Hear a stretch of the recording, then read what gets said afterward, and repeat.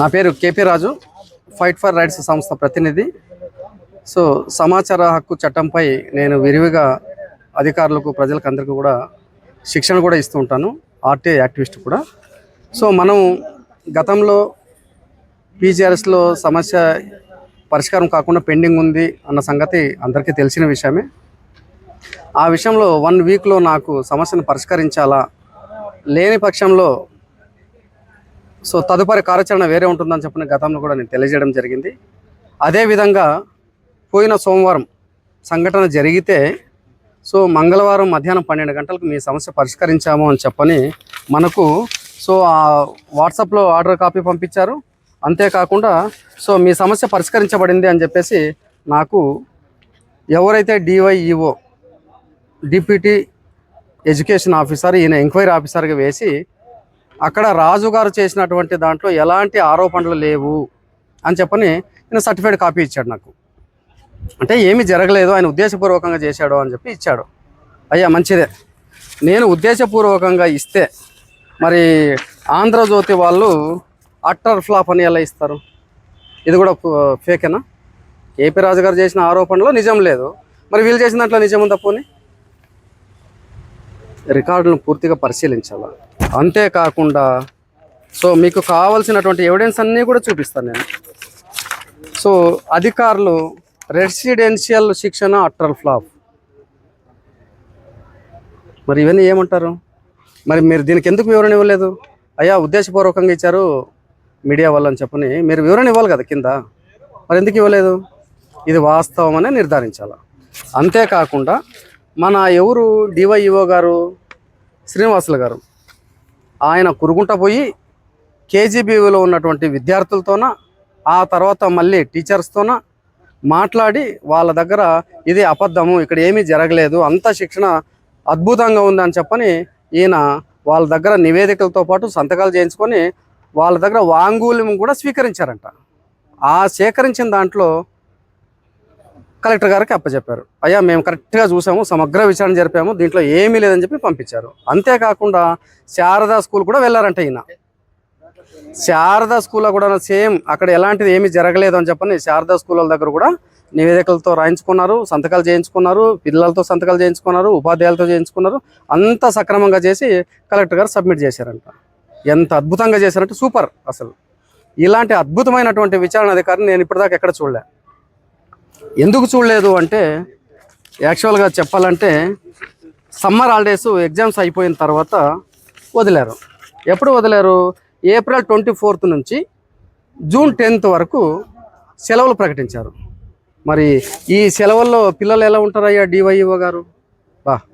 నీ వేదిక సూపర్ కదా. సెలవులు ప్రకటించారు, సెలవుల్లో పిల్లలు ఎలా ఉంటారు? వాళ్ళ దగ్గర మీరు ఎలా నివేదికలు సంపాదిస్తారు? మీరు ఎలా సంతకాలు చేయించుకుంటారు? ఎలా వాంగ్మూలం తీసుకుంటారు? మరి ఎవరు కథలు చెప్తున్నారు ఇవన్నీ కదా. మీకు ఇంకా ఒక విషయం చెప్పాలా, గతంలో ఉన్నటువంటి బిఫోర్ హెడ్ మాస్టర్ ఎవరు? లక్ష్మీ నరసమ్మ అని చెప్పని ఆమె 31వ తేదీ రిటైర్మెంట్ అయిపోయింది. గతంలో జరిగినటువంటి సమస్యను ఏదైనా అడగాలనుకుంటే ఆమెను అడగాల. ఆమె రిటైర్ అయ్యి ఆమె వెళ్ళిపోయిన తర్వాత కొత్తగా ఎవరు వచ్చారు? సుష్మాలత అనే ఒక హెచ్ఎం గారు వచ్చారు.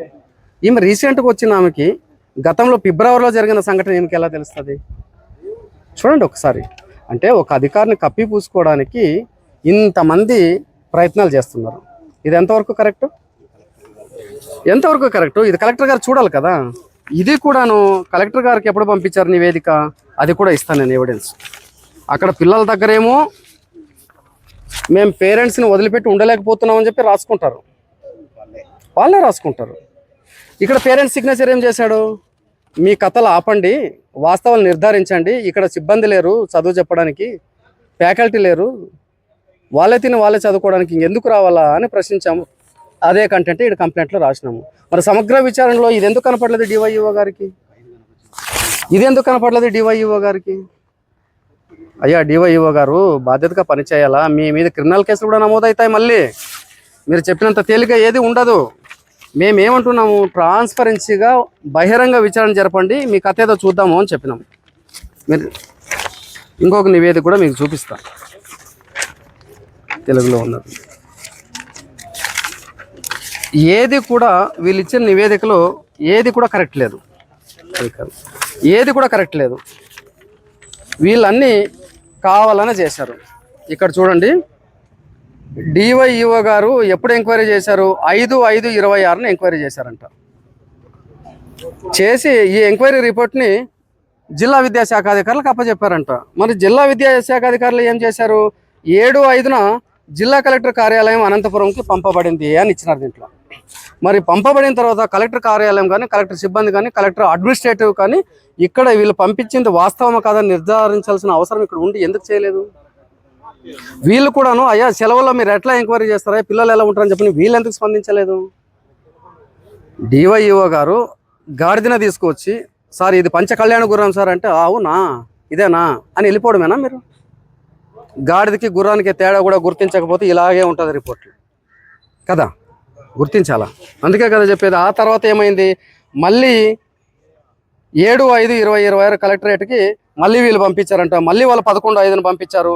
తుది చివరిగా 19/5కి కలెక్టర్కి పంపించారు. లాస్ట్కి మాకెప్పుడు పంపించారు? 9వ తేదీ మధ్యాహ్నము మీ సమస్య పరిష్కరించబడింది, మీరు చేసిన దాంట్లో ఎలాంటి ఆరోపణలు లేవని చెప్పి పంపించి క్లోజ్ చేశారు. మరి ఇప్పుడు చూపించినటువంటి ఎవిడెన్స్ ఇవన్నీ ఏమంటారు? మరి చెప్పండి ఒకసారి, ఏమంటారు ఇవన్నీను? అధికారులైన మాత్రాన అధికారం ఉందనో, అహంకారం ఉందనో, ఇంకొకటనో భయపెడితే ఇక్కడ ఎవరు భయపడేవాళ్ళు లేరు. ఒక ఉద్యమకారుడు అనేవాడు ప్రాణాలకు తెగించి ఉద్యమిస్తాడన్న సంగతిని కూడా గుర్తించాలి మీరు. ప్రాణాలను కూడా లెక్క చేయట్లేదు. ఇక్కడ జరిగిన అన్యాయాన్ని ఇది ప్రజా ప్రయోజనాల కోసం తీసుకోవాల్సిన అవసరం ఉంది ఇది. కాబట్టి ఇప్పటికైనా చెప్తున్నాము, ఈ విషయంలో న్యాయస్థానాన్ని ఆశ్రయిస్తాము. ఇక్కడ ఎవరైతే ఫేక్ నివేదికలు ఇచ్చారో, ఎవరైతే అధికారిని వెనకేసుకొచ్చే ప్రయత్నం చేశారో ఆ అధికారులు అందరూ కూడా చట్టం ముందు నిలబడతారని చెప్పని తెలియజేస్తున్నాను. Thank you. అక్కడ దీని ఉద్దేశం ఏంటంటే, కేజీబీవీలో 10 D గ్రేడ్ పిల్లలకి 100% ఉత్తీర్ణత సాధించాలా, ఎక్కడ కూడా ఫెయిల్ కాకూడదా అనే మంచి ఉద్దేశంతో నిర్ణయం తీసుకున్నారు. డి గ్రేడ్ అంటే కొంచెం అరకొర చదువు ఉండి కొంచెం వెనకబడి ఉన్న పిల్లలందరినీ ఒక చోటగా కూర్చోబెట్టి అక్కడే ఫుడ్ వసతి అన్ని ఏర్పాటు చేసి అక్కడే చదువు చెప్పాలని నిబంధన పెట్టుకున్నారు. ఫిబ్రవరి ఎగ్జామ్ ముందు, 1 నెల ముందు. అది కూడా ముందు కాదు, 1 నెల ముందే.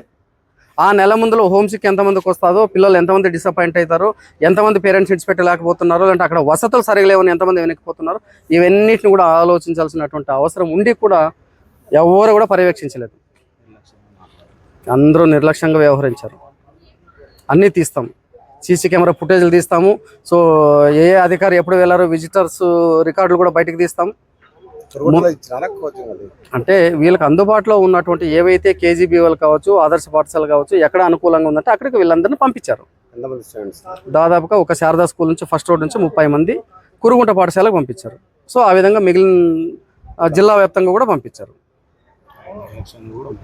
సో ఇది చేసింది కాదని, వీళ్ళు నిర్లక్ష్యంగా వ్యవహరించింది కాదని ఒక పిటిషనర్ మీద విరుచుకుపడడం అనేది కరెక్ట్ కాదు. Thank you.